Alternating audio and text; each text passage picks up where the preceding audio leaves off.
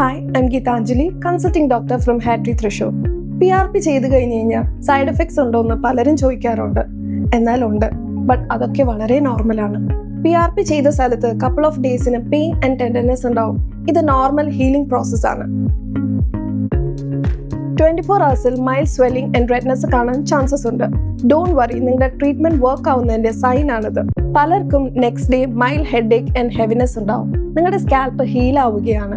Inflammation കുറയുമ്പോൾ ഇത് completely മാറും.